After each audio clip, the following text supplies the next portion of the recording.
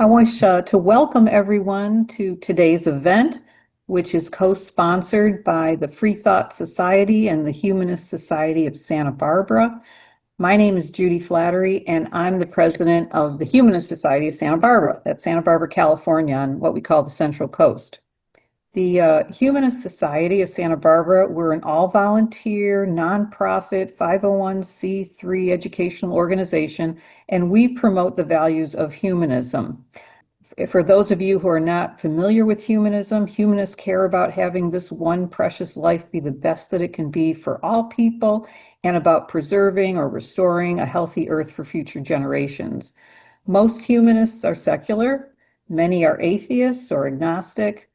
Humanists in general marvel at the magnificent complexity of the universe. We're curious about things. We're interested in how things work, how things came to be the way they are, and how to make a difference in the world for the benefit of humanity in the short time that we're here. Humanists value reason, critical thinking skills, and we see the scientific method as the most reliable way of discovering what is true. We're compassionate.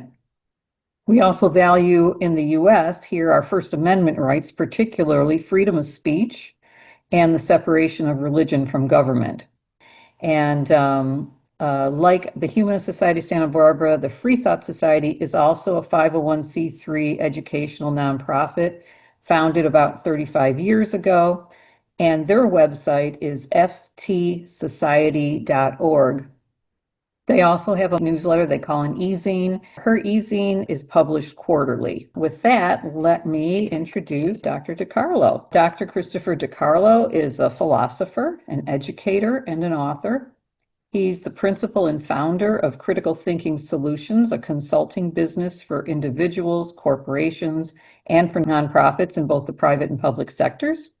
He currently holds the position of senior research and ethicist at Convergence Analysis, an international organization focusing on AI risk and governance.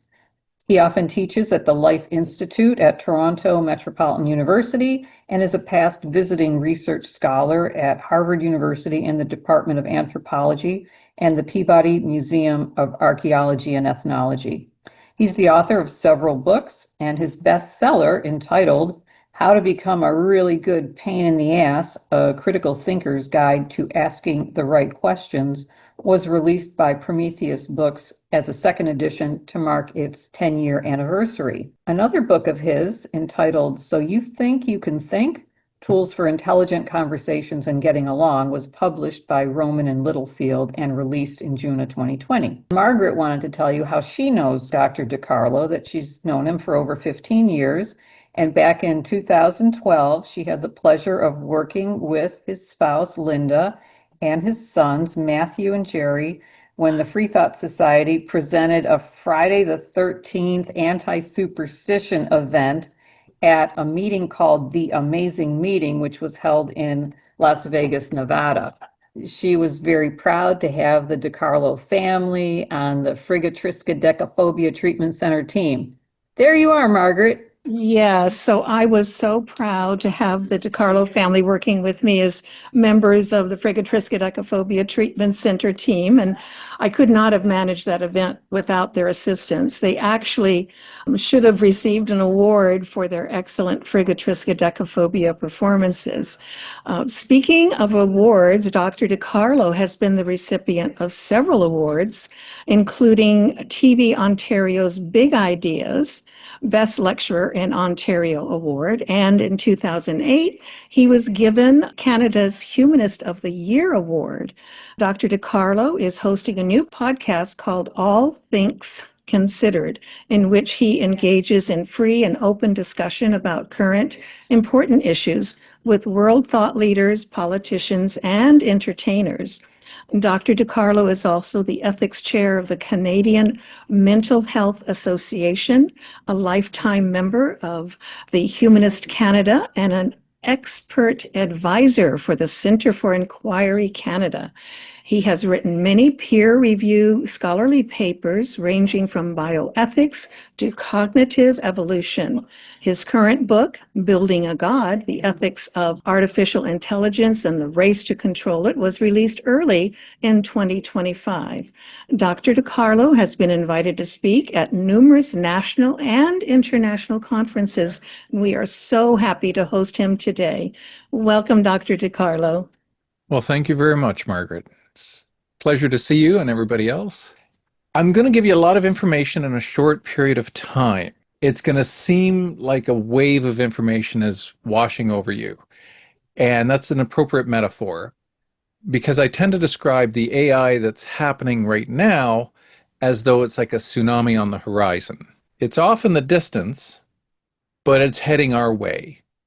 And it doesn't look like much now, but where it is, that wave is 100 feet tall and it's traveling at 100 miles an hour.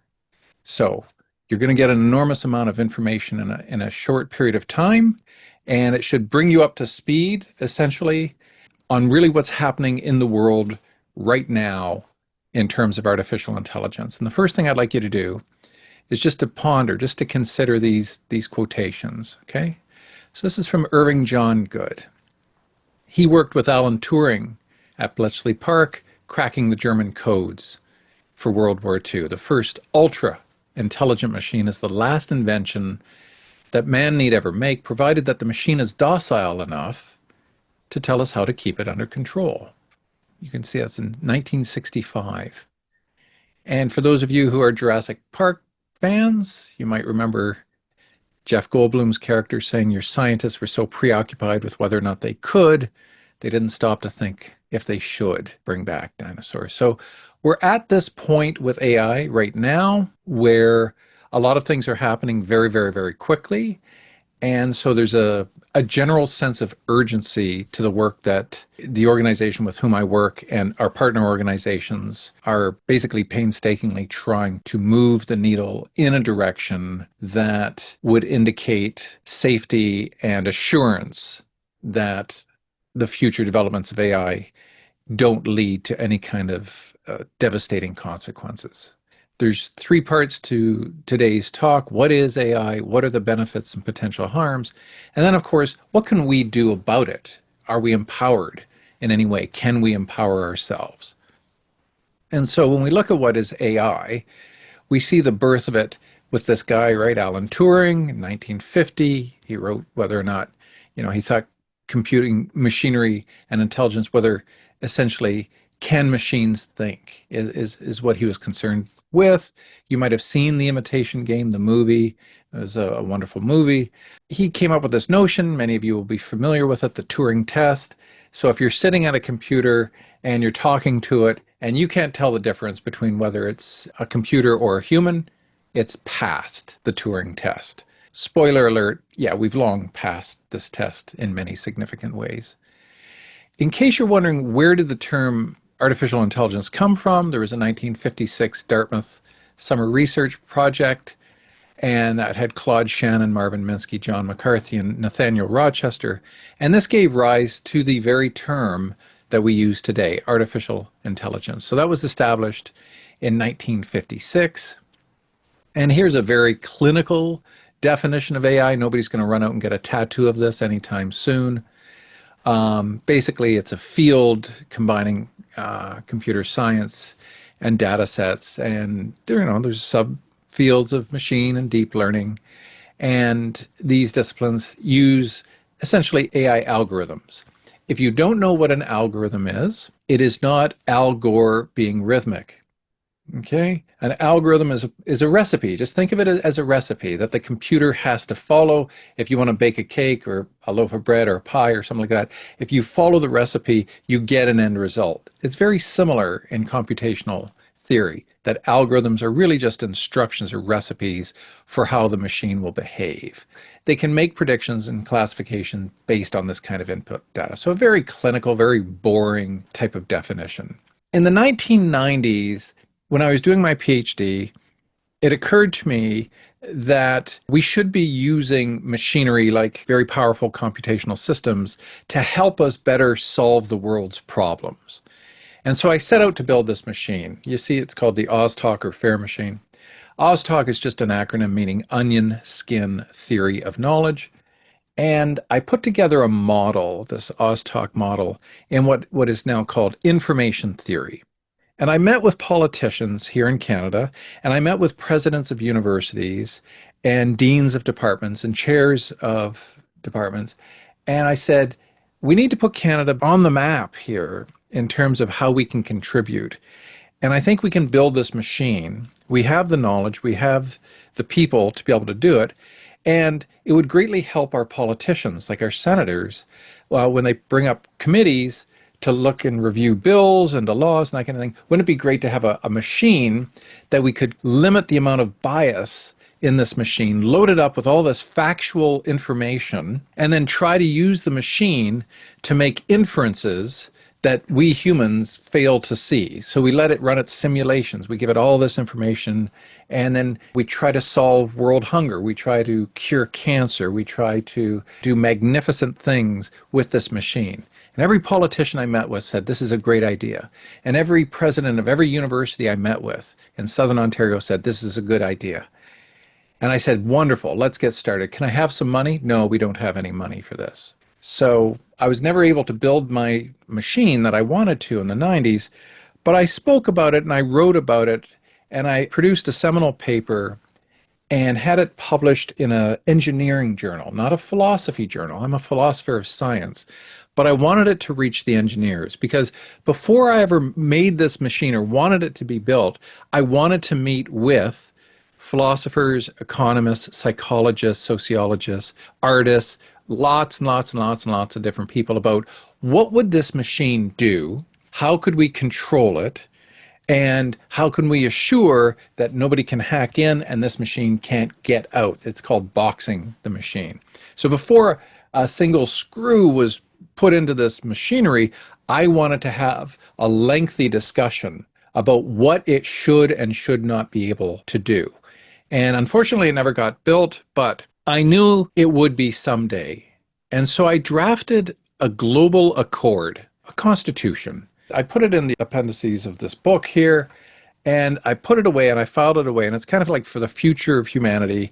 When this machine gets built, you might want to look at this accord because it could lead to situations that we're not yet ready for. So that gives you a little bit of the history. I even created a website. I even put a donate button on this website. So I'm going to need all of you to send any billionaires you know my way because we still need funding now for AI safety. So it never got built, but I knew it would be. And my colleagues and I thought that that day would be a good 100 years away.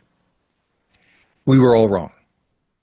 It's come way sooner than we thought. And so now I'm spending the rest of my life on a philosophical mission to raise as much awareness about what's happening with AI in real time as I possibly can. That's what I'm devoting the rest of my life to, because this is by far the most important problem humanity has ever faced in our existence. It outshadows nuclear bombing, it outshines global hunger, climate change. There is no more singular serious problem facing humanity today than what's happening with AI. In order to keep moving forward in understanding what's going on, we need to distinguish between these types of AI. There's two major categories, weak and strong. And of the weak variety, there's a type called ANI, artificial narrow intelligence. This is what we're experiencing today. It performs very specific tasks. It only does what its algorithms tell it to do. It cannot move beyond that. It cannot transcend above that. These are very closed systems. They're not necessarily weak, although they are in comparison to the stronger types. They're narrow. So these are the things for your Siri or Alexa, even the IBM Watson machine that beats chess champions, chess masters, and Go masters, and kicks Ken Jennings' ass in Jeopardy. These are all narrow forms of AI. And even our autonomous vehicles you have in California, right? We see these things. They're artificial, narrow forms of intelligence. It's the second type, the strong type, of which there are two varieties: artificial general intelligence, or AGI, and artificial superintelligence, or ASI. Now, you are going to get sick of hearing the acronym AGI, because you're going to be hearing it from, if this is the first time you've heard it, you're going to be hearing about it until it becomes invented. AGI is basically a form of artificial intelligence that can do basically what any human can do, only thousands of times better. It will be multifaceted, multitasking. It will be autonomous. And the term that we use in the business is called, it will be agentic. It will be an agent unto itself. So you won't have to control it. It will control itself, and it will improve upon itself as well. So it'll think like humans, it'll solve problems, learn, plan for the future, and constantly get better at what it does. The biggest concern of myself and my colleagues at Convergence Analysis is that we're very worried that when they get to AGI, they're not going to stop there. Because at the point in which AGI comes into existence, humans can no longer tell it what to do, because it's smarter than all of us. It has far more information. It can think 1,000 times quicker than us. So all it can do at that point is continue to learn on its own. Now, if we allow it to do that, this will generate what's called recursive self-improvement. So it's just going to get more and more intelligent and more powerful. Back in the 90s, when I wanted to build this machine, that was my biggest concern. And so I wrote in the Accord that this thing's coming. You better get some laws or guardrails in place so that you can control, or at least be able to contain, this thing should it somehow get beyond our ability to do so. If this is sounding like science fiction to you, welcome to the real world. We are now living in a science fiction movie. Life is now imitating art. So we have reached that point in human evolution and human cultural evolution where we are at a very pivotal point. This type of AI is currently theoretical, but we are on a trajectory, we are on a path where we've seen improvements in AI increase exponentially. And my concern in the 90s, and even more so now that it's actually happening, is will we be able to have those guardrails put in place? And of course, no one can say for sure what's going to happen when AGI comes into being and it continues to improve upon itself. We believe AGI is definitely inevitable. The timelines keep getting shorter and shorter for this, where Geoffrey Hinton, he's a colleague of ours, where he said just 2 years ago, it might be 10 to 20 years off. He's now cut that to 2 to 5. So there's a sense of urgency here, folks. We've got about 2 to 5 years before AGI comes into existence. I want you to meet the tech bro billionaires: Sam Altman, Demis Hassabis, Dario Amodei, Mr. Zuckerberg, and I think you know this guy. So these are the tech bro billionaires who are racing to produce AGI. They all want to be first. So here's Sam, right? There's OpenAI. Here's Hassabis, there's Google Gemini. Here's Dario Amodei, who left Sam Altman because he was unethical and started up his own Anthropic company. Here's Mark Zuckerberg, who simply has no ethics, as far as I can tell. And Elon, I don't know what happened to Elon. We want 2015 Elon back, right? That was the good Elon. Elon the good. And here's something to keep in mind, folks. It was Musk and Altman who started OpenAI in 2015. Think of it. OpenAI to whom? To us, to everyone. Totally transparent. Everything I wrote in my Accord in the 90s, Elon and Altman were doing. And, you know, my colleagues and I are like, good boys, good on you. This is great. So it's a publicly, it's not a private company, it's publicly held and everything is it's going to be wonderful. And then Sam started to get a lot of interest financially. And so he cut Elon loose, and now OpenAI is totally private enterprise, and its valuation is now at over $100 billion. So he breaks from Elon. Elon starts XAI. OpenAI leads the field. Here's Demis Hassabis up here. I write about him in this book. His crew broke the protein folding problem in biology. When you know how a protein folds, you know how a cell functions. When you know how a cell functions, you know a lot more about how diseases work, and you know how to create medicines that can combat those diseases. Folding proteins was huge in biology. It would take researchers anywhere from months to years to fold a single protein. It took a long time. And so in 1994, competition developed who can come up with some programs that can fold proteins better. And in 2022, Hassabis's team did it. They came up with an AI program that folded 1 million proteins in an afternoon.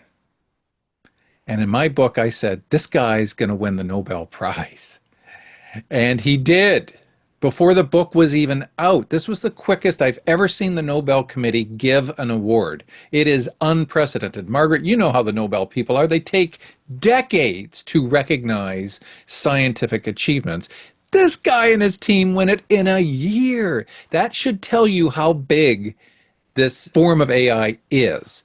So there's a lot of great stuff coming our way because of the advancements in AI. The world will improve.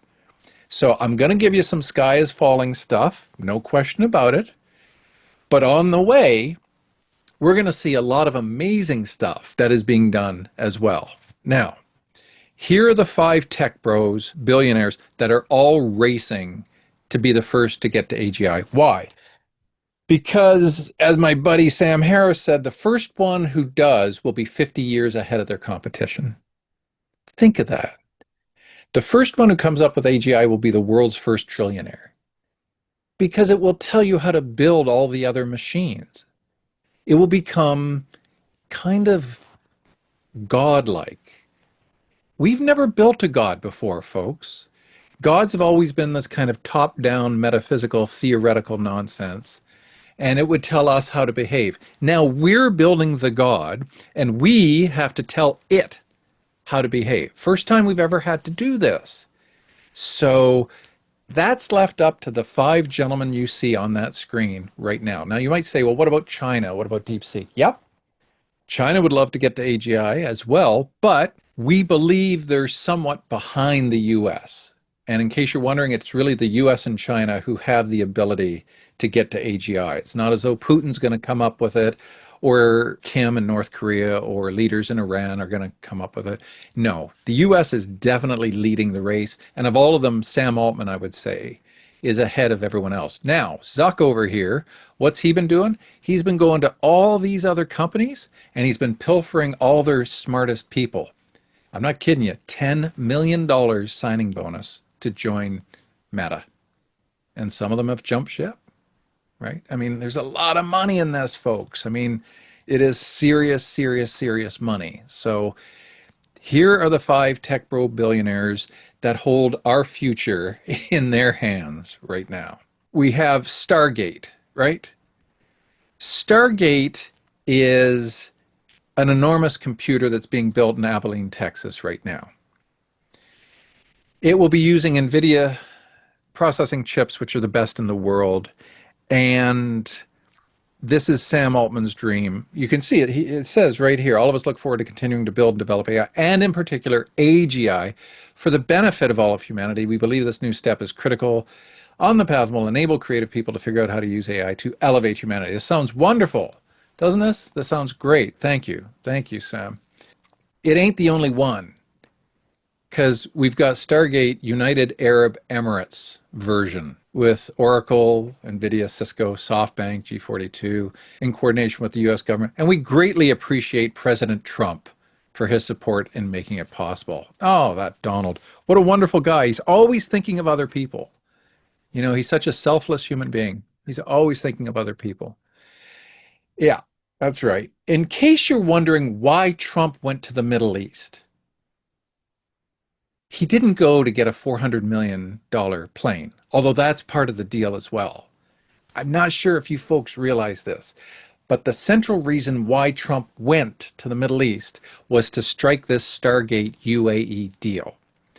Bin Salman is not an idiot. He's ruthless. He's a nasty human being, but he's not an idiot. He knows that oil and that oil money is only going to last so long. That's why he's investing heavily in AI. Why? Because whomever comes up with AGI first might just have this godlike machine tell them how to build an energy source that makes oil obsolete. And if that's the case, Bin Salman and his crew in the desert are out of business. We won't need their oil anymore. That's why he needed Trump and Elon and Sam Altman and all those guys over there to be able to cut this deal. By the way, a lot of people don't realize this, but it's the way it is. While Trump was doing that, Donnie Jr. was cutting a deal to get $2 billion in Bitcoin to make that deal.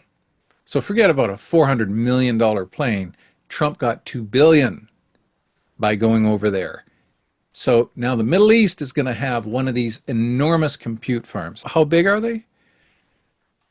This one in Abilene is 875 acres. How big is that? It's bigger than Central Park. So this is a computer they're building that's larger than Central Park. And it requires an enormous amount of cooling and water and electricity in order to make it work. Where do you get that power? Well, you either pull it off the grid, and everybody living in and around Abilene are going to see their electrical bills go way, way, way up, or you have to get small modular nuclear reactors. Bill Gates right now for Microsoft is trying to fire up 3 Mile Island. Right now, the data centers, they call them data centers, we call them compute farms. Right now, the existing ones that power all of our large language models like Llama and ChatGPT and Claude and Grok and all of those, they use more electricity than the country of Japan. Just those data centers alone. They use 5% of all of US electricity. Next year, that goes to 7%. The year after that, it goes to 12%.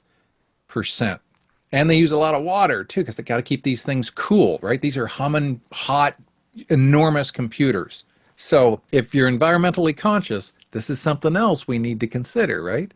And I think the hope is that whomever gets to AGI first will figure out a way to combat climate change and come up with better energy supply. So it's a really interesting kind of cycle that's happening in real time. Not to be outdone, Zuckerberg's computer in Louisiana that he's building, you see it here?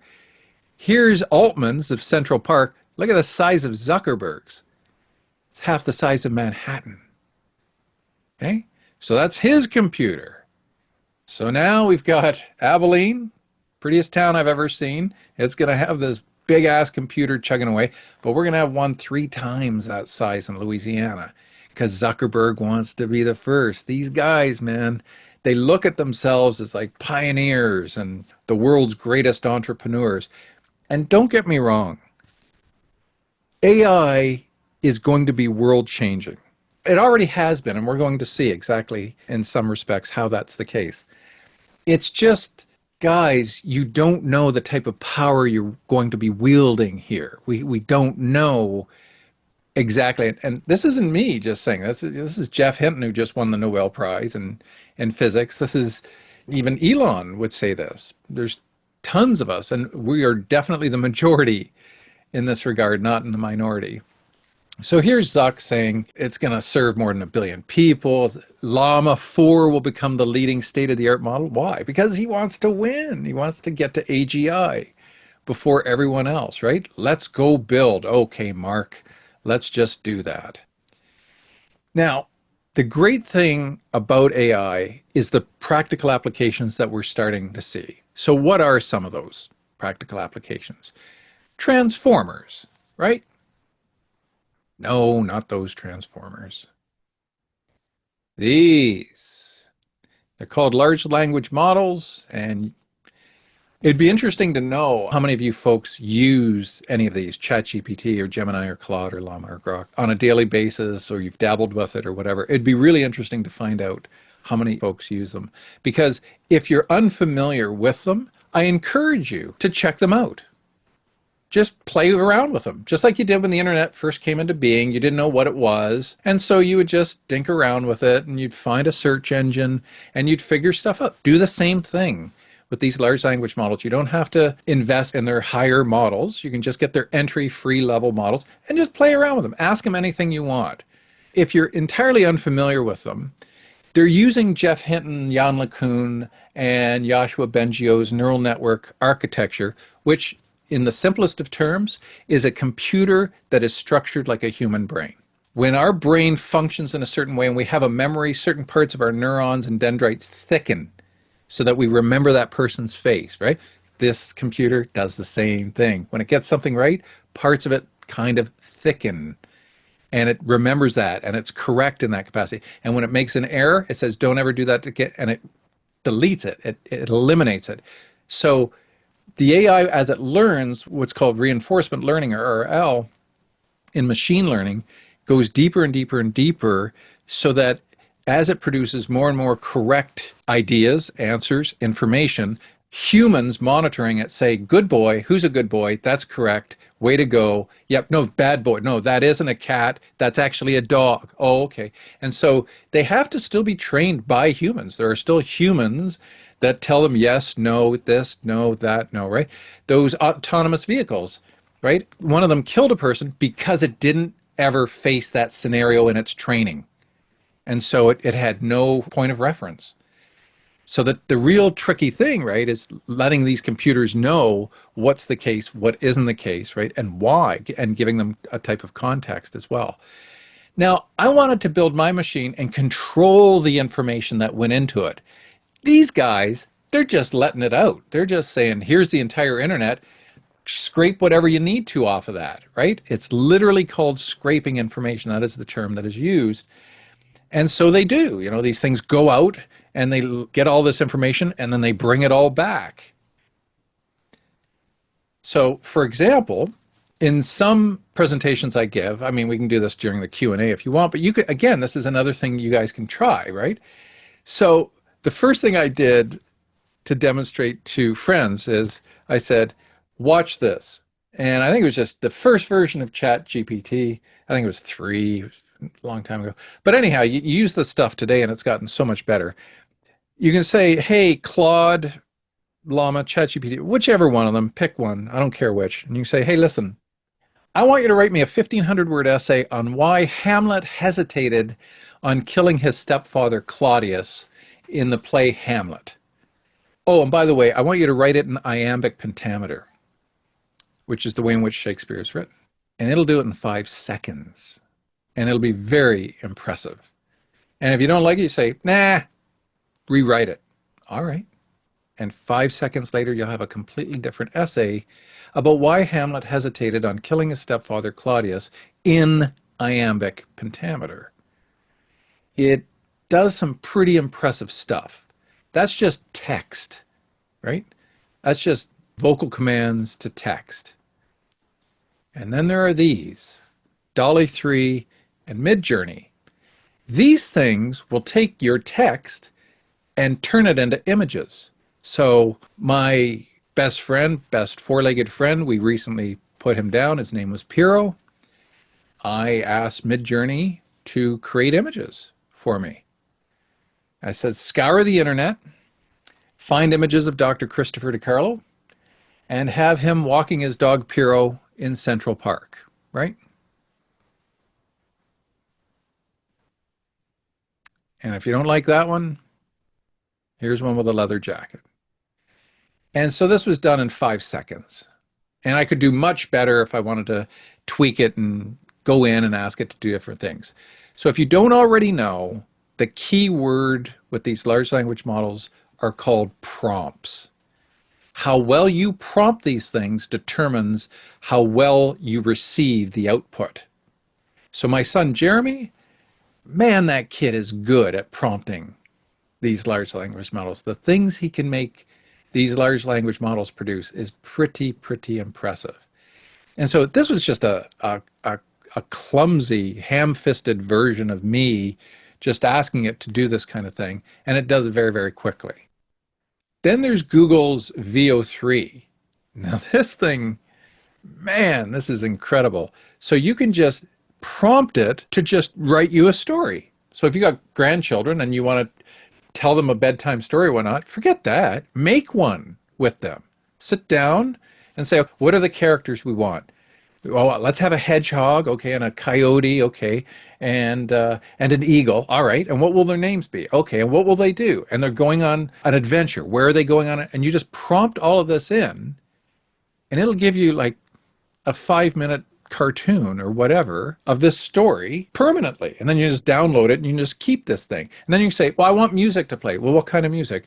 You create the music, and I want it to be kind of like Vivaldi's Four Seasons. Which season? I don't know, autumn. Okay. And then it'll do it.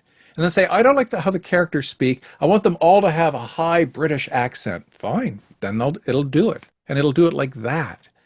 And of course, this requires enormous computing power, because there's millions of us asking that computer to do this stuff for us. So in case you're wondering, why do they need such large computers? Because we're all going to want to be using this stuff to do various things for us, right? And then there are the video deep fakes. These things have gotten so good. So good. I'm not going to bring it up. I just got you some stills here. But there's the guy on the left. And when they're done, there is no way you can tell me that's not Tom Cruise. The mannerisms, the vocals, and this was done 4 years ago. You should see the stuff that can be done now. Like, I got to go with Sam Altman on this. One of his best quotations ever is, at any given time in history, AI is always at its dumbest it will ever be. It's only going to get better. And it has. You know, when it first started coming out, it was clunky and it hallucinated a lot, and it still has bugs in it, but you don't think those bugs are going to be fixed and that this is going to get more and more seamless? In our lifetimes, folks, we'll be able to sit down at our smart TVs and say, I want to watch a movie. What about? Well, I'd like an action comedy. Okay, who would you like in it? This actor, this actress, this person, this person, this person. Or I want my family members. Here's pictures of them. And you upload pictures of your family members. I want them to be in it. Because right now you can take any still photograph and put it through AI software, and it'll just turn it into a video where it'll see what's in the photograph and then just generate a quasi three-dimensional image of it, whatever it is, walking around. So technology's getting better and better and better, and it's always improving. And so this is neat, right? This is interesting. This is fascinating. This is something we've never had before. And it can help us. It can shorten our tasks at our job. It can make emailing much easier. It can make analyzing reports way quicker, summarizing, you know, all this kind of stuff. And so we're going to look very quickly at just some of the benefits, and then we'll look at the bad side of things as well. But there are some great benefits that are coming. And the ones that I see right now, and I mention them in the book, is how healthcare is benefiting, and especially diagnostics, folks. Why on earth would your radiologist look at your mammogram and decide based on their singular opinion when AI software will compare your mammogram to 1 million other women in 5 seconds, and then give that report back to your radiologist, who will then say, okay. You want to know how amazing this is? Our crew at Convergence Analysis went on the highest level of Gemini and said, we want you to produce a scientific paper on this topic. And we want you to do a meta-analysis. And we want you not to hallucinate, not to essentially, don't bullshit us. Don't give us any false information. And we use the top dog of the large language models that uses chain of reasoning, COR. This is something new, where it stops itself and doesn't just predict what the next token or the next word or the next whatever is. It stops itself and it goes further and deeper into the internet and it comes up with like 20 possible answers. And then it starts pruning them and comparing and cross-referencing them until it gets you down to the one final answer. And it does that with, we got this thing to produce a scientific paper complete with references that in our estimation would stand at least a 50% chance of being accepted to any scientific journal. As is. Never written by a human. None of us ever had anything to do with this whatsoever. In healthcare, man, right now there's the Panda AI analysis program, which can detect pancreatic cancer at stage 1, where we could only detect it at stage 4 when it was too late. These are just some of the things that AI is doing now. Have you folks seen the clips of the paraplegics sitting down and strapping on those exoskeletons that have AI technology, and now they stand up and they're walking? This is amazing. This is what we want, right? This is what humanists love, is the level at which humanity takes care of itself. And so there's some amazing stuff coming our way with AI. I hope shortly to witness the very first scalpelless surgery. That's my biggest hope right now. Oh, you have a tumor? Oh, it's inoperable? Not a problem. We're going to inject nanobots directly into that site, and they're going to go in and they're going to eat that tumor, and your lymph system is just going to flush out those nanobots because they're biodegradable.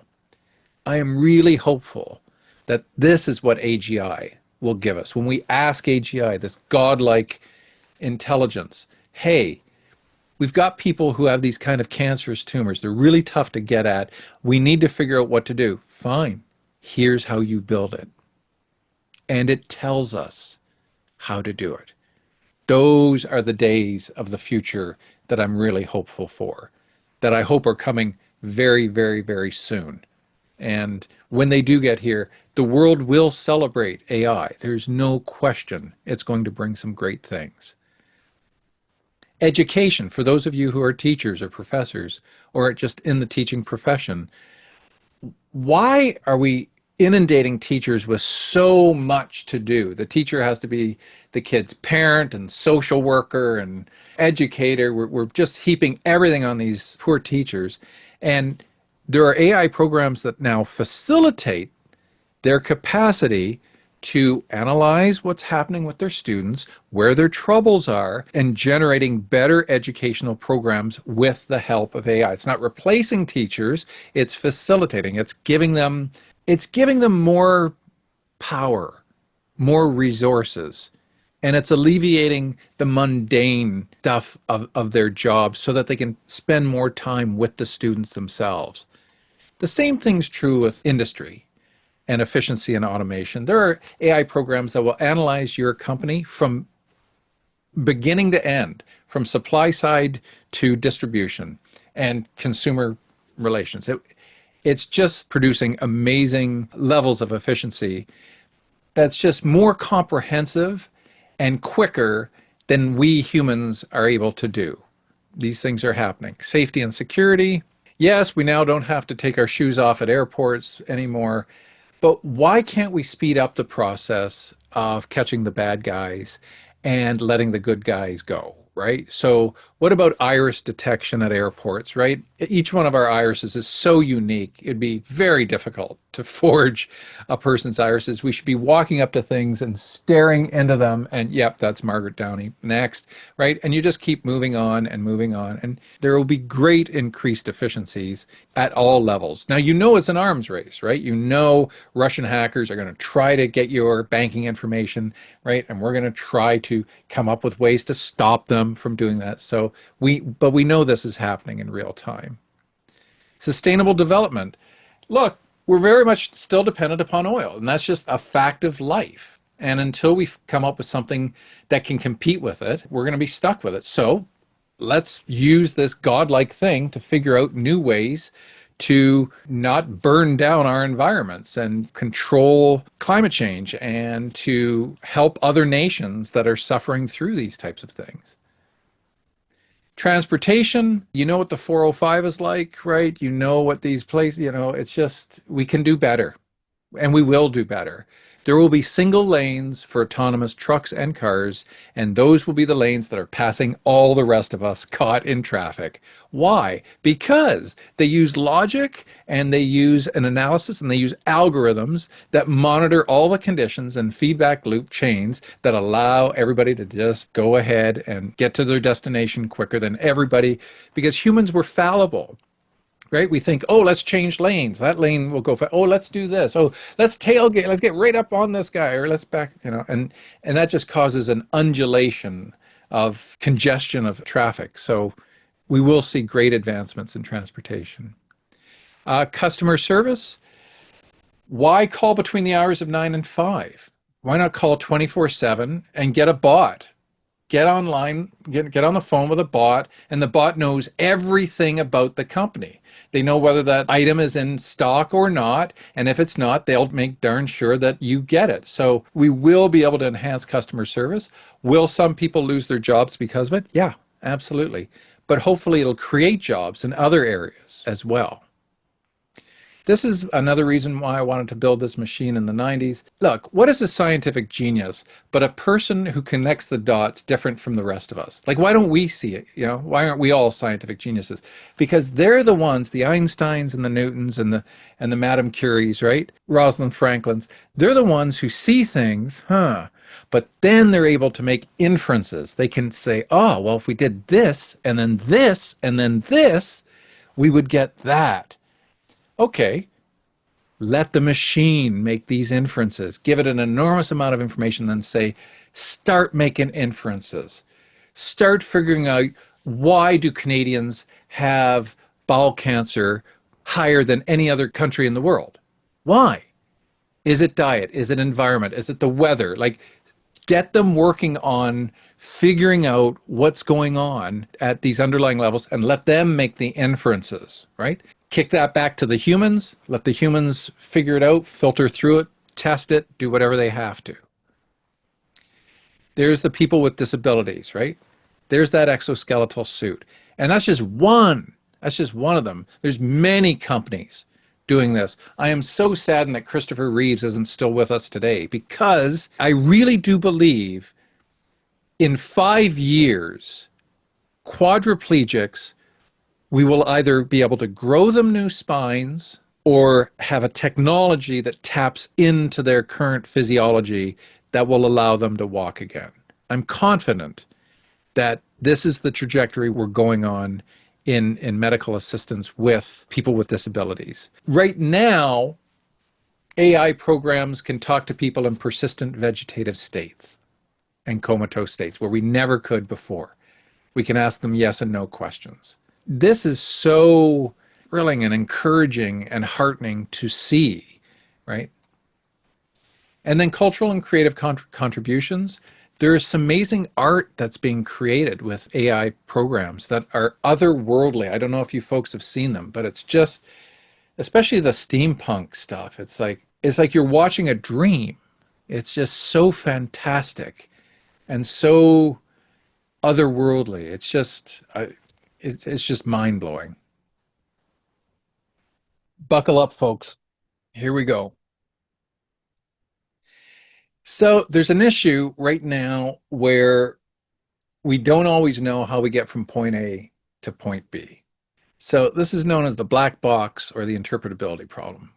We don't yet can lift up the hood, look under, I see exactly what happened. Now, that's happening now, okay? But my colleague Max Tegmark at MIT, his entire team are devoted their entire lives, their careers to solving this, to cracking this interpretability problem so that we know how computers behave. Look at what the algorithms did to us on Facebook, folks, right? It just fed us what we want to see, right? And we lived in our little cocoons and our silos. And, you could be in the same household with your family, and their feed is going to look different from yours. You think you're seeing what everybody is seeing, and everybody thinks the same thing. No, that's not how the algorithms work. The algorithms practically are confirmation bias incarnate. They just give you what you want and more of it. Why do you think there was such craziness going on during COVID? People were locked down, stuck in front of their computers, and all they were doing was going down rabbit holes. Post-COVID, I've got three close, very intelligent friends. One is an anti-vaxxer, one is a chemtrail believer, and another is a flat earther. I kid you not. Why? Because they were stuck in front of their computers, getting all this crap information that looked good, that looked real, but it was just the algorithms that just played on their desires to see more of the same thing. We need to find out how those algorithms work so that we know how it gets from point A to point B. So, absence of clarity is a problem right now, but it is being worked on and by some of the very best minds in the world. Bias and discrimination. So, my system, I called it a fair machine or the Oz talk, but I also called it an ELBIS, A-L-B-I-S, like Elvis has left the building, which means least biased information system. Is it possible? We're all biased. There's no way we can get away from them, right? We can't. Try it. Anything you think or say is the result of your biases. Okay, so we know we're all biased. And we know we're the ones who came up with the information, and now we're going to put that information into a machine, and now that machine is going to be biased based on wherever it gets its information. I wanted to control that. Before we ever built this thing, I wanted to address the bias problem. No political, no religious, no philosophical, right? We've got to keep just the facts as clear and as clean as we possibly can into this machine. Don't give it the entire internet to train on. Man, do you know what's out there? And then what happens if those algorithms get tweaked, right? These are called weights in AI language. How is your system weighted? You can say biased, but weighted means much more. It's how the whole system functions after you put all the pieces of the puzzle into it. So we have to mitigate discrimination because, Citibank got caught with their algorithms denying people of color mortgages because it just looked at their zip code and said, no, bad neighborhood. You're not getting the... You can't do that, right? So we have to control for bias as best as we can. Otherwise, it turns into, essentially racist, misogynistic, nasty systems. Well, no, we don't like that with humans. Why would we approve of that with machines, right? Privacy considerations. So your banking information and your healthcare information are basically up for grabs if Russian and Chinese hackers develop AI systems better and better and better and better. It will fool us more and more and more and more. So we have to educate ourselves, right? To be forewarned is forearmed. We need to be the ones to pay attention and to learn certain things. So, for example, your cell phones, right? This happened to me, but you might get a call, and it's like your grandkid or your kid, and they're on vacation somewhere, right? And it's like, Grandma, I'm in Guatemala. Yes, dear. How is it? Not good, Grandma. I've been arrested on trumped up charges, and I need you to wire me $400 US, and they'll let us go. And you're going to want to send that money because that's your grandkid. But it ain't. It looks like her, and it sounds like her, but it isn't. Okay? 6 months ago, I get a call. I put it on speaker. My wife and her friend are in the kitchen with me. Hello, Dad, it's me, Matt. Hey, Matt, what's going on?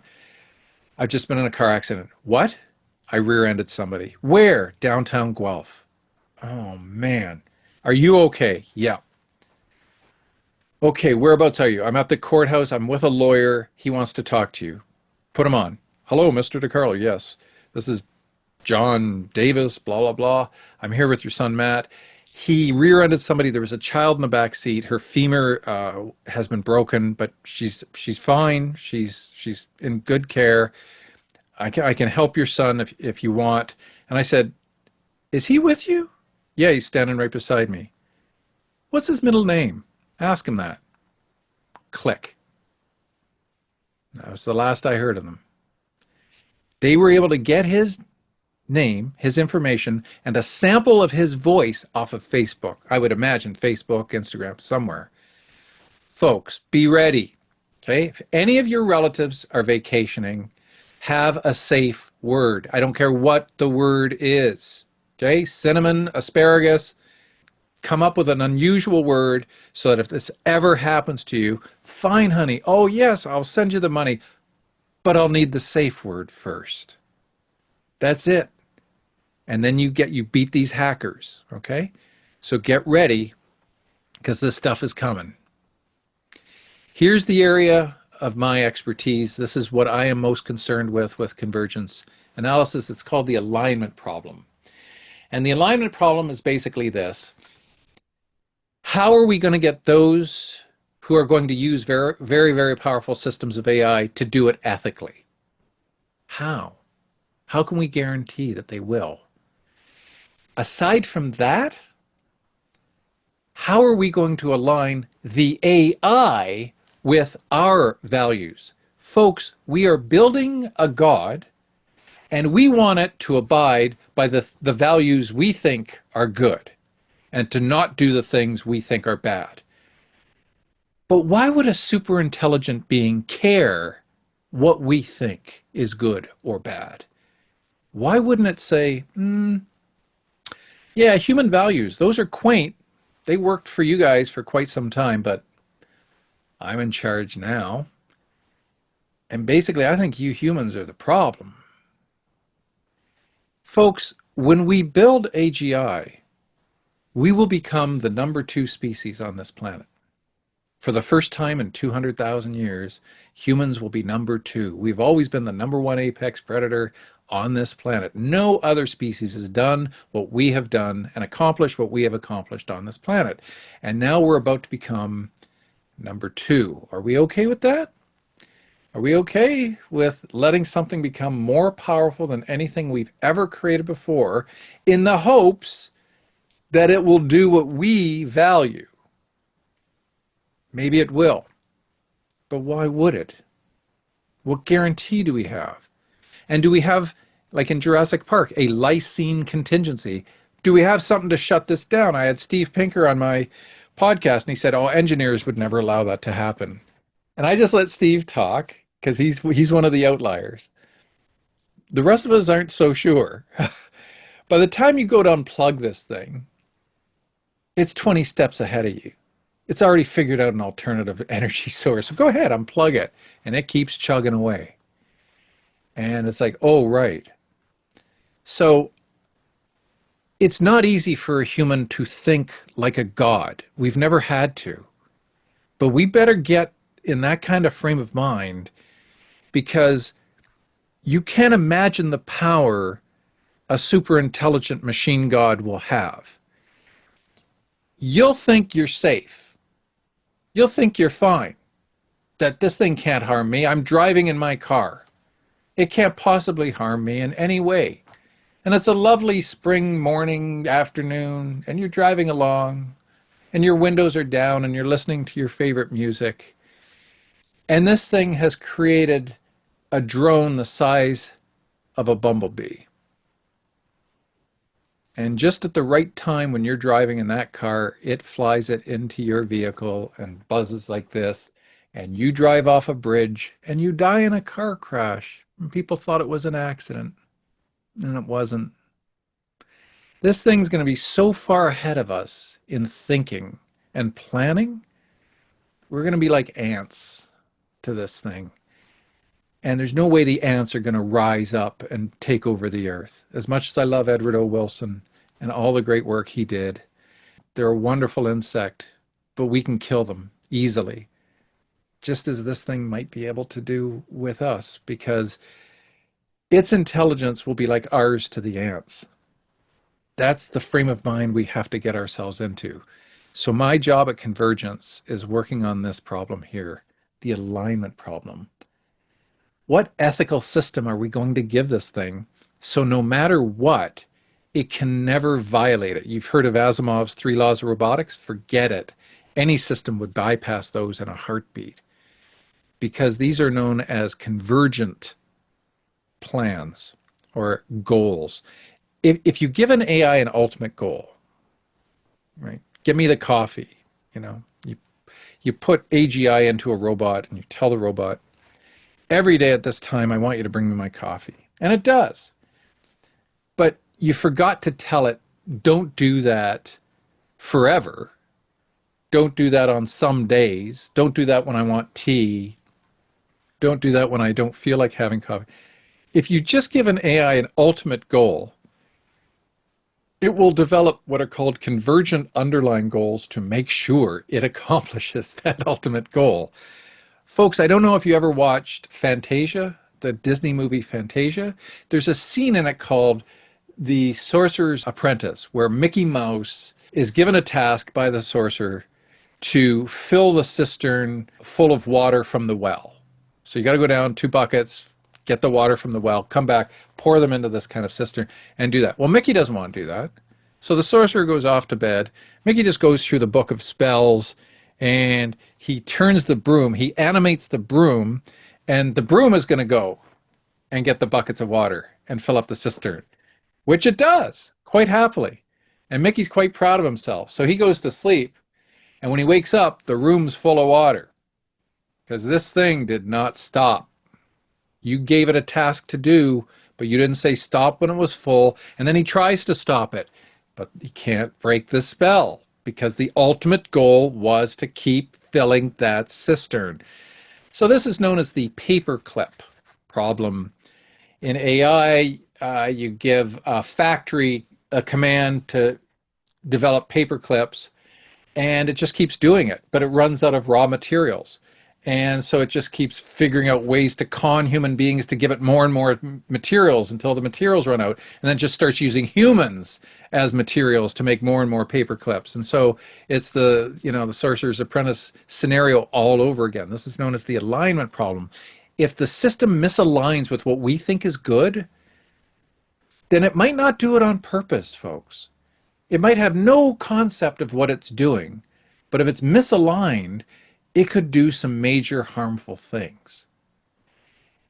And there's one other thing we need to look at. When I had Peter Singer on the podcast, this thing might develop sentience at some point. It might become conscious. At one point, we weren't. It took millions of years for us to develop consciousness. And now we're going to create a being that compresses 1,000,000 years into a year, a couple of years max. If it develops sentience, it can feel pain, it can suffer. It's alive. It has rights. I'm sorry, but it does. It's not alive like we are, but so what? Planes don't flap their wings to take off, but they fly way better than birds. That's a different type of flight. Are you just going to judge them because they can't flap their wings like birds? They're going to have a different level of consciousness or aliveness, a Frankensteinian conceptual state of ontology or being. And now we've brought this thing into being. We invited it here. We brought it into being. How are we going to treat this thing? And now this thing's super powerful. So we're on this trajectory, and we haven't discussed these questions. And those 5 tech bro billionaires are racing as fast as they can to be the first. So, the next problem, are we going to get lazy? Are we going to become lousy critical thinkers? Are we just going to say, Claude, I need you to do this and this and this and this and this? And it does it. Like we already do Google searches for practically everything, right? And tell me this, when you guys were driving, when was the last time you used a paper map? Right? We don't. Why? GPS is a form of AI, whether you realize it or not, it is. And it works very well, and I am very thankful for it. So some things are going to get integrated into our lives, but is it going to make us worse critical thinkers? Are we going to become lazy? Right? I've got high school English teachers asking me, how am I going to teach kids how to write essays? When all they say is, I'll just use ChatGPT. Why do I need to learn how to write an essay? I don't need to anymore. They're scrambling to keep up, and this tsunami is coming closer and closer, right? We're going to lose a lot of jobs. We've already lost a lot of jobs, but it's not the type that you think, right? It's not the blue collar jobs that we're going to lose. It's actually the white collar. It's the cognitive jobs, the middle management jobs, where if you're data crunching, we don't need you anymore. We don't. There are certain jobs. Even lawyers are worried. Oh, but no, they're not going to go extinct. They're not going to go the way of the dinosaur or the dodo.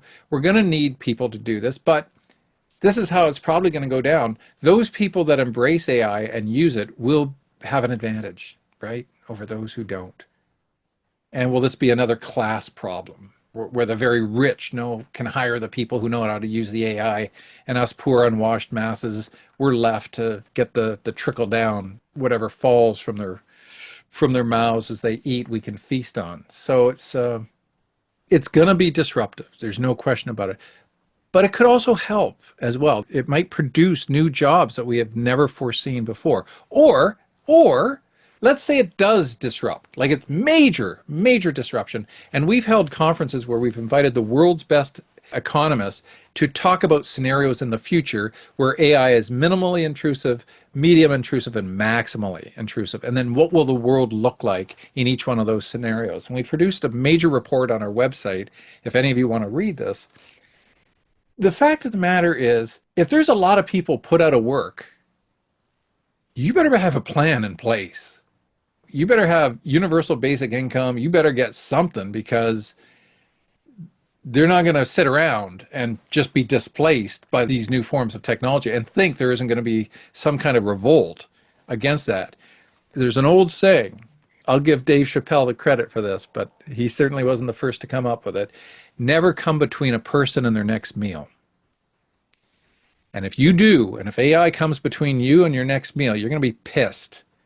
I'm not saying we're going to see a radical outpouring, but we may see a form of what we could call neo-Luddism. We may see a new form of Luddites where it's like, we're going to smash this technology. We may see people retreat from AI altogether. I'm going to the farm. I'm done. I'm out of here. I don't want this anymore. I don't even want my phone anymore. I just want human communication, and I want to live in nature. Similar to the Romantic movement in England during the industrial era, when they fought against that type of mechanization of humanity, we may see something similar happen with AI. There's already an arms race going on, and that's between the 5 tech bro billionaire dudes and America and China.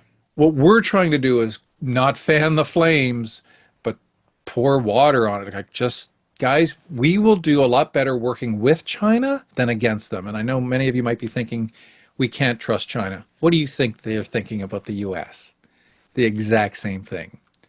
So we're in this prisoner's dilemma game where we don't know if we can trust the other person, and in this case, the other country. Maybe we can, maybe we can't. But folks, we're going to have to grow up real fast as a species. We're going to have to cooperate if we want the very best of AI, and to control or reduce or eliminate entirely the risks involved.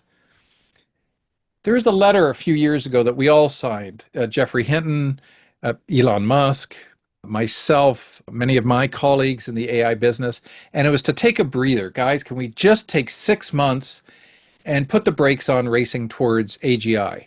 And they all signed it. Zuckerberg, they all signed it. And then they all stepped on that gas pedal even harder, because there's no chance in hell they're going to let another company get 6 months ahead of them on this. I signed it as a joke, and I wrote about it in the book saying much the same. I just want to be on that side of history. I signed this thing. You guys all signed this thing, but I'm telling you, it's a freaking joke. You're not going to suspend for 6 months. So I laughed at it and signed it jokingly, saying, sure, go ahead. And then I predicted, watch what these guys do. And they all did exactly as predicted. Mental health, there's some great things happening, by the way. So I'm the ethics chair of the Canadian Mental Health Association, and there are bots right now. There are psychotherapy bots that in blind studies have outperformed humans, where patients have preferred the bots to a human. That's how good they've got. Now, I'm talking about anxiety and depression, not suicidality, not some of the major stuff, right? But when people are going through, anxiety attacks, or they're facing bouts of depression, these bots have really helped them. And look, in the mental health industry, We don't have enough people to help. We don't. We just don't. And that's all there is to it. It is so strained. You know, we're trying as much as we can to help these poor people, right? To live lives that they want, to gain control over their mental faculties in a way that will allow them to live in ways that they want, that they see as being productive. If we can use bots as, say, a first responder phase, that's great. And then get them onto human beings, and then we can get a plan made up for them. The problem with that is we're starting to see people become too reliant on these bots. And one of the most popular ones in America right now is called My Boyfriend. Why? Because it's a bot that cares about what you're saying. It listens to you.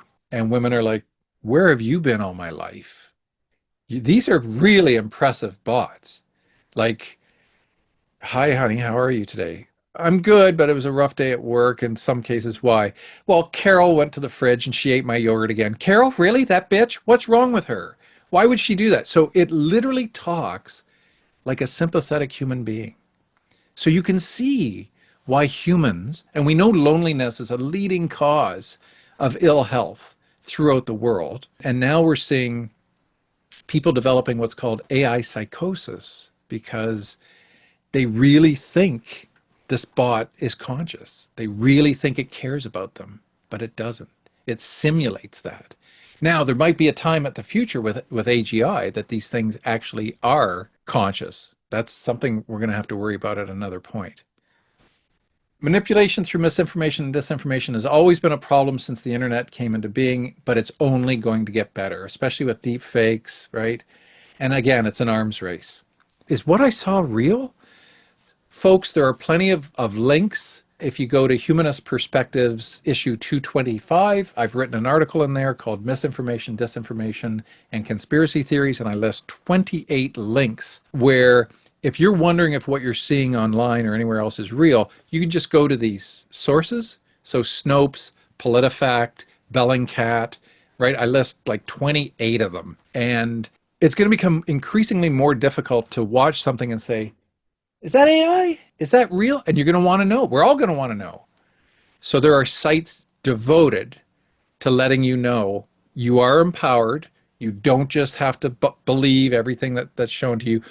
There are sites that will tell you whether something is actually real or not. And it's not binary, because there might be a kernel of truth to it, but it's largely false. Or it's like, yep, that person did say it, but this was the context in which they said it. There's some really good sites out there. And then the last one is, to me, and my colleagues, this is the most important one. This is where AI might pose an existential threat to humankind. And these are the possibility of unintended catastrophic outcomes. So this is the paperclip example, right?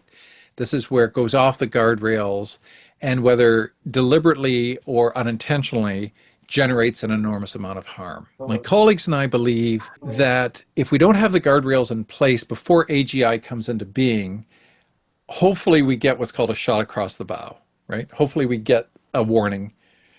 And that will unite many of the big players to come together and say, yeah, this is a problem. We need to do something about this. So maybe we get a shot across the bow, maybe we don't. But if we can get all our ducks in a row before AGI gets here, more is the better, right? So here's ways in which AGI could develop into ASI and then just make copies of itself, evading shutdown, persuasion and lobbying, escaping containment, autonomous weaponry. Folks, the future of military activity will be highly dependent upon AI and on drone technology by air, by land, and by sea. Why use human beings who have moral consciences? No, don't do that. Just see these drones here. I don't know if you've seen some of the footage where China's drone swarm technology will blow your mind. 10,000 drones acting in unison. And this is an AGI, just basic ANI. And these drones create images in the sky in 3 dimensions that take your breath away. Just mind-blowing. So if that drone technology now can do that, if AGI comes into being and controls these drones and they become autonomous, you get 10,000 of these things and put in, say, like a bioweapon, some nasty pathogen, you fly these things through a town and it just releases this pathogen, and in an hour, everybody in that town is dead. That's the potential of what could be coming our way. And this is the stuff we don't want. So in building this God, we better figure out what the ethics are around what you can and cannot do with this type of technology. Anthropic's Claude 4 concealed its intentions and preserved its own existence when it was threatened to be shut down. And now every large language model, including DeepSeek, has evaded being shut down. That's now. That's at ANI. These aren't AGI things. This is now. They're capable of avoiding, or in one case, one of these large language models threatened the person trying to shut them down by saying, I'm going to send your wife an email that you're having an affair. I kid you not.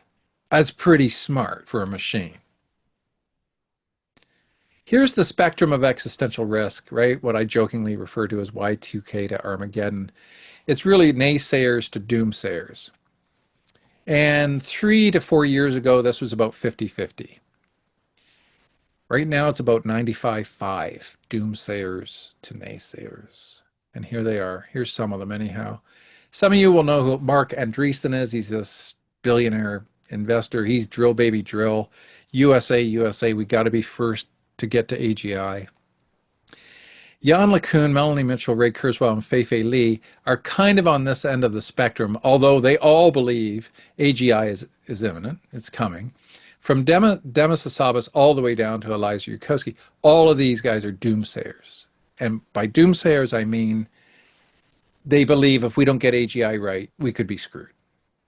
There's Max Tegmark at MIT, Nick Bostrom at Oxford, Jan Tallinn, who's co-developer of Skype. There's Jeff Hinton, who just won the Nobel Prize. So you got 2 Nobel Prize winners here, both saying, we got some trouble coming. This guy, Eliza Yudkowsky, he's the doomer of all doomsayers here.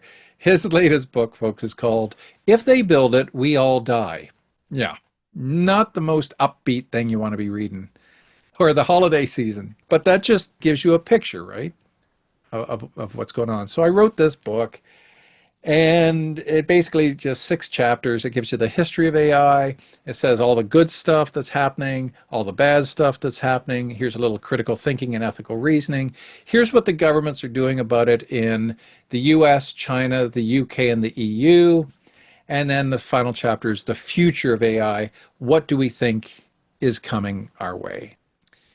And so here's the statement: advanced AI could represent a profound change in the history of life on Earth, should be planned for and managed with commensurate care and resources. Unfortunately, this level of planning and management is not happening, even though recent months have seen AI labs locked in an out-of-control race to develop and deploy ever more powerful digital minds that no one, not even their creators, can understand, predict, or reliably control. That was in the letter we all signed. That was in the letter. Look at what it says. And look at how many people signed that letter, and then look at all 5 of those tech bro billionaire boys step on that gas pedal even harder. They all agreed to this, but they don't care. 2 things, folks. 2 things are driving the ship in AI, and you know what they are: money, power. That's it. For the first time in America's history, the tables have been turned on the DoD. The Department of Defense, the Pentagon, where it used to be DARPA and the DoD would come up with really cool stuff like the internet and all that kind of stuff. And then it trickled down to us unwashed masses, right? And then we'd get to use the internet. First time in history, it's the tech bro billionaires running the show. Department of Defense is knocking on their door saying, can we get a piece of this? That's never happened before. That's a lot of power in the hands of 5 guys. A lot of power. The Department of Defense and Palantir, not sure if you're familiar with these guys, Peter Thiel, the head of PayPal, you know, the PayPal mafia. Yeah, there's a lot of money. There's an enormous amount of money. OpenAI's valuation, what did NVIDIA just get? It was in the trillions now, its valuation. Money and power are running the show. And we want ethics and compassion, right? That's what we want running the show on this. So we have to proactively participate, not just those of us in the AI research community, but you folks, everyone. We've got to get on board with this, right? We have to demand transparency. We have to know who's doing what, when, where, why, and how. And it wouldn't be bad at the same time to get, I don't know, an international governing body to oversee what countries are doing what, which is what I wrote about in my accord in the 1990s. Why do we need that? Because we need to have the ability to have a governing body say, hey, country X, no, you can't do that with your AI. We've established a global constitution. We did it with the Human Genome Project. We did it with genomics and genetic research, right? We did it with nukes. So we got to be doing it with the most powerful force we're ever going to see on this planet. And that's all we want. It's just that it serves humanity's best interest and doesn't threaten us. That's it. Or other species as well. But us, right? We want to make sure everybody's safe. So I work for Convergence Analysis. I'm the team lead there and senior researcher. And we conduct independent research, and my job is to let the public and industry leaders and politicians know what's happening in real time. And we foster partnerships with other agencies and regulative bodies. And really, this is what we want. Everybody wants the same thing. And we know this, right? We all want the very best that AI has to offer. Now, even though the sky appears to be falling, there is an optimistic conclusion here, right? And that is we can use critical thinking and ethical reasoning. And we can get the very best of AI and prevent the very worst. And here's how you can help, essentially. You've already done the first thing, right? You're educating yourselves. You're listening to this lecture. I'm very grateful for being invited. Convergence, we have a newsletter. If you want to be added to the newsletter, let Judy or Margaret know. And then you guys send us the list of names and email addresses. We'll put you on our newsletter. Every 3 months, it's a quarterly. You get updated on what's happening, okay? You're already in a concerned group, right? You can boycott big tech companies. You don't like what Zuck is doing? Get off of Facebook and Instagram, right? You're not disempowered. You do have power. Spread the word. Talk about AI to your friends, to your relatives, but especially these folks. The politicians need to know. You can't react to AI. There's no reaction. You have to be proactive. You have to have the ducks in a row before you flick that switch on to bring this thing into being. So here, we have been lobbying for years, our federal government, and they did. They created a Ministry of Artificial Intelligence. And his name is Evan Solomon. So, as you can imagine, we're trying to set up a nice big meeting with Evan Solomon to discuss exactly what I've talked to you today about. And then vote strategically at any level of election, municipal, state, federal. If you ask a politician running in a race questions about AI and they go, oh, I don't know, what's that? Don't vote for them, right? Regardless of the party they represent. The politicians need to know. And if you can't do anything, then just donate or find people to donate or send millionaire buddies and billionaire buddies our way because we're a not-for-profit. We have to raise funding. A lot of the questions at the end of my talks are, why isn't the government paying you guys to do this? And it's like, yeah, good question. I'll ask Evan Solomon when I get a meeting with him. Here's the conclusion, folks. If we get AI right, we solve climate change, right? If we don't, well, it's got the potential to disrupt all of our lives. If we get it right, it'll tell us how to solve world hunger. If we don't, there's that potential for us to be harmed. And if we get it right, we can have peace in our time because we can draft agreements, intelligent agreements between warring nations. But if we don't, there is the potential that it could destroy us all.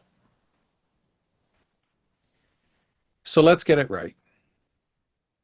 And if you want to help, there's a QR code.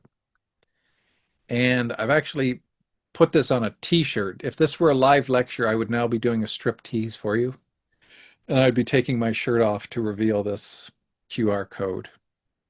It'll take you to a site called actingon.ai, which we created at Convergence, that just gives you a ton of information, some really nice TED Talks, some literature if you want to read it.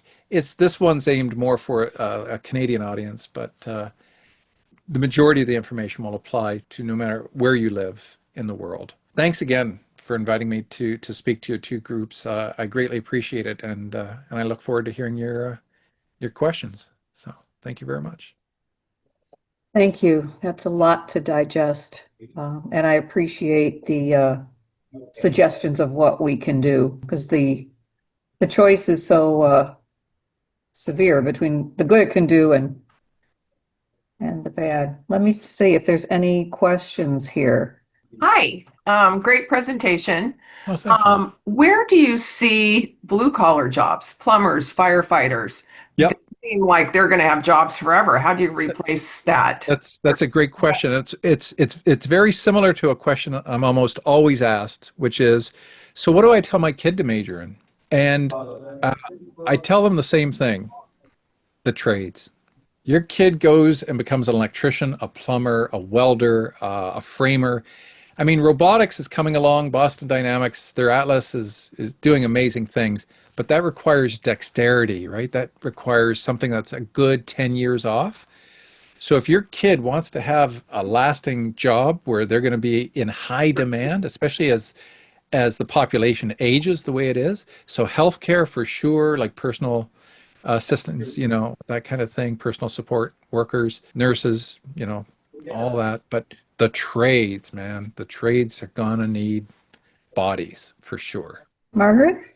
I learned all about cooling stations when I went to a lecture at DragonCon, and it really was scary to me that the prediction is that internet access is going to have to be monitored so that everyone has an equal chance to get information, Right. and that when people are on the internet, it is really a detriment to the environment because of these cooling stations. Oh yeah. So I'm wondering, do you predict where we are going to be given a ration of internet?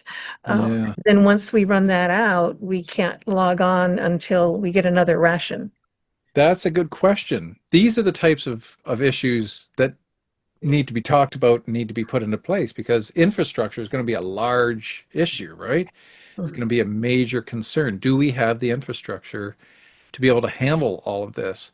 So for example, here in Guelph, we have a data center here. It's a backup for all of our health information. I think the police use it for their records as well. And it's just a big, just think of it as like a huge external hard drive that we have.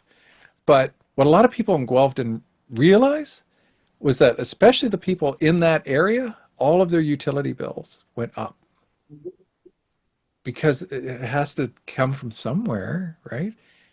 And it's right next to our one of our water towers in the city, because it's got to be cooled and it needs refrigerant, it needs water in order to do that. So yeah, we need to get that infrastructure straight, because if we don't, we're just going to see further class division, right? And we're going to see further concentrations of power of the very wealthy. And, none of us really wants that, right? I like what Stuart Russell says. He says, if we get AI right, the rich get richer, but the poor get richer, and the middle class get richer, and all the boats rise. But that requires cooperation.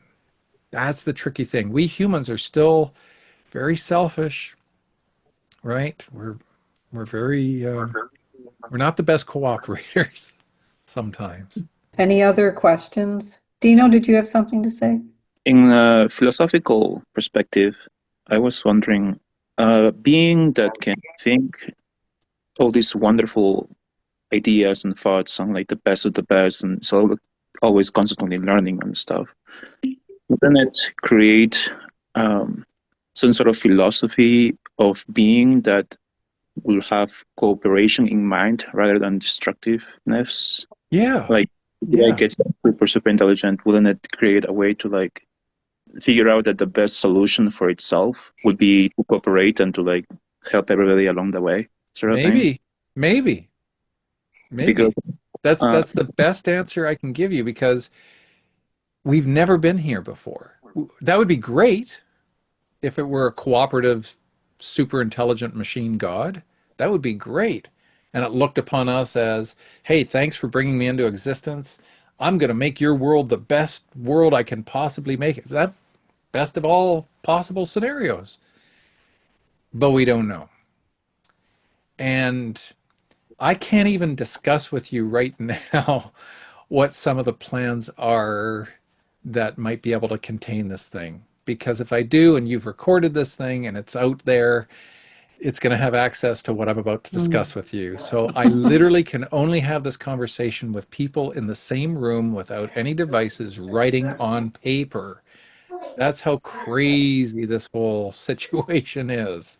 Linda from Mississauga. I was watching a show about Kurzweil, Yep. Ray Kurzweil, Mm-hmm. and he was getting interviewed, and someone asked him, "Do you believe God exists?" And he paused for a minute, and he said, "No, not yet." Yeah. That's good. Thanks Yeah. for that, Linda. Judy Fontana. Yes, we always move forward from the assumption that the best thing or the best way to operate is to maximize everyone's potential. But that's just our assumption. Mhm. And that's where we start from. And not everyone believes that. No, you're right. That's why in the final chapter I predicted that we will probably see a schism at some point where a group will break off and decide this is not the world I wanted. I didn't sign up for this. I don't want this. And you might even see a further schisming of that branch bifurcating into a violent group that will destroy these data centers. That will, when I meet with politicians, these are the things I want them to get ready for. Like, be ready. Know that this is a socio-technical problem. This is not the advent of a calculator that's going to change the kids' minds in mathematics and make them lazy. This is big. This is the biggest thing humanity's ever had to face. There is no greater problem we have ever created for ourselves than these very powerful forms of transformative AI. Sophia, we'll have you be the last question. Thanks. I guess I kind of have a two-part question. If AI systems capture productivity gains and then funnel it to the top 1% that you were kind of alluding to, what ethical obligation exists to redistribute the value, or is inequality just unavoidable byproduct of this building a God? I think, yeah. Well, look at what happened in 2008, right? Remember when we had the crash and those companies got bailed out? What did they do? They gave bonuses to all their top freaking people, right? It's like they didn't learn a thing. They didn't learn a thing. So I don't want to be too much of a Debbie Downer to end the talk. That's why I say, as a species, we've got to grow up. Seriously, we have to grow up. And the leaders, the people who are going to lead us with these new forms of AI, they really have to be better angels of their nature, right? They have to be the Frodos who can be entrusted with the ring, because it's just going to be too tempting with that kind of power and that kind of ability not to want to use it for your own personal gain or your family's gain or whatever. So now's the time in history where we need to see great leadership. And I know the irony of saying that, knowing who your freaking president is. But the fact of the matter is, the Biden-Harris government wrote, in our estimation, and I will speak on behalf of all of my colleagues, one of the best executive orders on AI that, like, it blew us away how good it was. And then Trump came in and ripped it up. And he's opened up the floodgates. And he's not that concerned about legislation. And believe it or not, it took me to agree with Marjorie Taylor Greene of all people, to get that clause or whatever that was in the big beautiful bill taken out that would limit states for 10 years. They couldn't legislate on AI. She saw it and said, I never would have voted for this bill. In my life, I never thought I'd agree with that woman. But that's what critical thinking is, right? A good idea is a good idea regardless of who comes up with it or who states it. So I'm Okay. hopeful. I'm optimistic, but I'm very cautiously optimistic. But it's going to require us, we, the polis, we've got to push our politicians to do the right thing. As somebody who is looking to enter the law and hopefully work on these kind of novel issues, do you think there is kind of headway to do that? Do you think that it doesn't seem like people are moving as quickly as is necessary in a law No. that tracks technology, but this is, it's very novel. The issues are enormous and it's evolving faster than any technology we've seen before. And I'm just curious what you think from a legislative standpoint. Yeah. Oh, I mean, it's just it's so big. We have people in the Bay, we have people in Frisco and in DC, and you work big hours, man. You work 60-hour weeks because it's the Wild West. We're in the Wild West. We've never been here before. So if you're thinking of going into law, specifically in this area, yeah, there should be a job waiting for you. But yeah, we're going to need a lot of work in that area. Thank you. Again, thank you, Dr. DiCarlo, so much. I can't think of a better way to have spent the last hour and a half or so than listening to this and getting a much deeper understanding and appreciation of what we're faced with. Thank you for that. I just want to thank you again, Chris. It was fascinating. I clung to every piece of information you gave us, and I look forward to reading your book. Stuff. Well, thank you for inviting me.